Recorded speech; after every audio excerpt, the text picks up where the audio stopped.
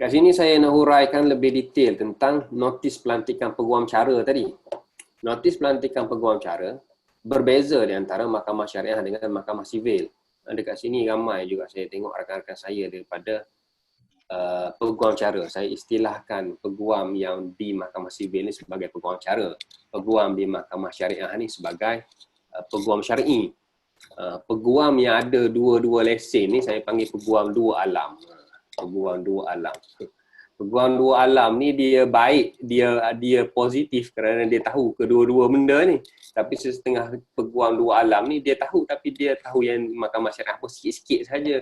Dia tahu mahkamah sivil sikit-sikit sajalah, sekali dia tidak mahir kedua-duanya.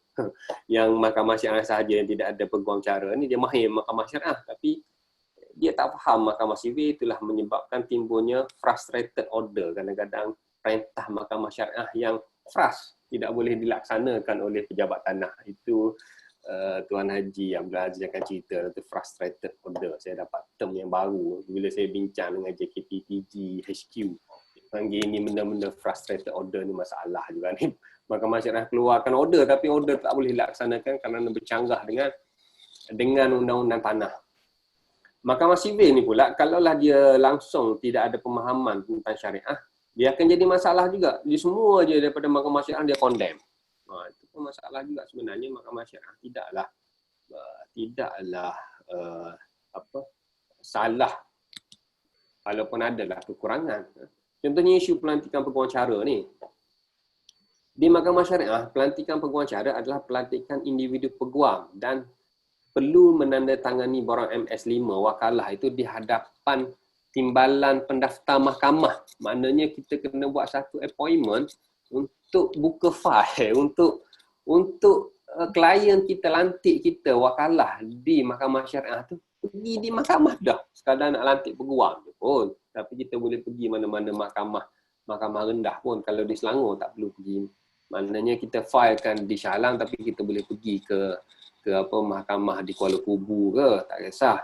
Asalkan dalam negeri tersebut saja untuk menandatangani wakalah, walaupun akhirnya file tersebut difilekan di Shah Alam contohnya, tak apa. Tapi sudah pun untuk menandatangani pelantikan saja wakalah saja. Bila nak filekan kertas induk tak tahu lagi. Sekadar nak filekan wakalah pun kena pergi mahkamah, ambil nombor dan baca di hadapan timbalan pendaftar mahkamah.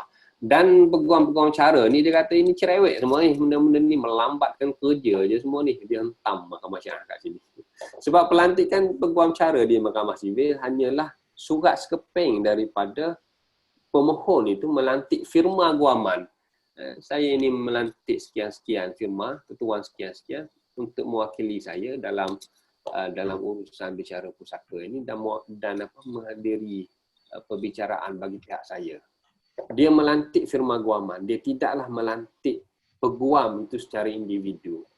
So kesan dia di mahkamah syariah ini, sekiranya kita nak lantik beberapa orang peguam, sebab saya pun ada setengah kes tu memang dia rumit, dia agak rumit, dia memang kena lantik beberapa orang peguam untuk buat research, untuk sebagai backup kalau peguam induk, peguam utama tak boleh hadir, maka dia kena sign borang MS5 ni kepada 2 orang peguam.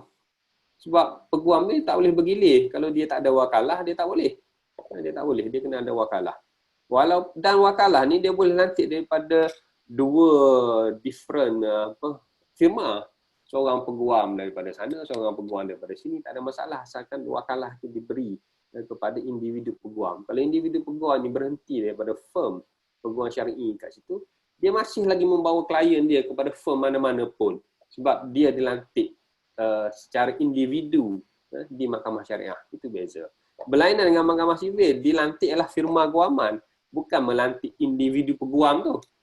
So apabila individu peguam tu dia dah berhenti daripada firma tu masih lagi menjalankan file tu. Kalau dia tak nak firma tu, dia kena buat pelantikan baru kepada firma baru yang mana peguam itu berpindah. Sebab itulah bila lantik firma guaman ni, mahkamah sivil kadang-kadang mudah, kita boleh MOB, mention on behalf. Kau pergilah mention on behalf bagi aku. Sebab yang pentingnya dia ni menyebut bagi pihak firma guaman tersebut. Walaupun dia berada di dalam, contohnya saya ada kes di Penang, sebutan sahaja. Saya minta ajalah RIS pergi MOB bagi saya.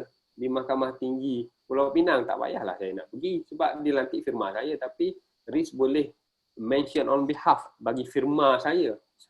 Sebab dah dilantik saya, cuma dia kena sebut je saya ni menyebut bagi pihak firma Tuan Termizenko lah saya. Contohnya macam tu. So Riz boleh pergi walaupun Riz bukanlah bekerja dengan saya.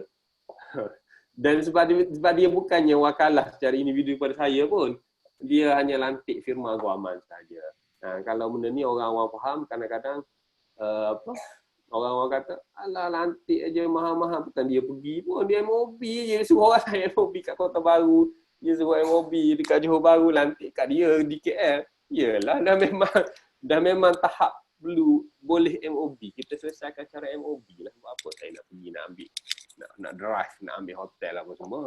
Tetapi MOB ni selalunya peringkat rendah je untuk sebutan, untuk menyelesaikan pleading saja. Apabila peringkat hearing apa semua, peguam akan turun sendirilah. Tapi itu prosedur di Mahkamah Sivil yang membezakan dengan Mahkamah Syariah. Sebab Mahkamah Syariah ni memang tak boleh MOB lah, memang dia kena pergilah. Sebab itulah ramai peguam syariah sekarang tu minta borang rentas negeri tu. Sebab dia ada kes di negeri lain, memang dia tak boleh MOB, dia kena pergi rentas negeri lah engkau. Sebab dia di Mahkamah Syariah. So ini beza pelantikan peguam cara di Mahkamah Syariah dan Mahkamah Sivil. Mahkamah Syariah masih lagi mengekalkan prosedurnya, Mahkamah Sivil masih lagi mengekalkan prosedurnya, dan walaupun banyak peguam cara menghentam prosedur Mahkamah Syariah ni yang dikatakan terlalu teknikal, yang kadang-kadang menyusahkan. Tapi dia ada asas lah, masing-masing ada asas lah. Saya tak nak hentam macam tu. Saya hentam macam tu nanti Tuan Mardi hentam saya pula. Saya tak ada masalah sebab saya beramal dua-dua, jadi saya faham konsep kedua-duanya. So tak ada masalah bagi saya Mahkamah Syariah nak buat wakalah apa, sebab dia ada hujah dia.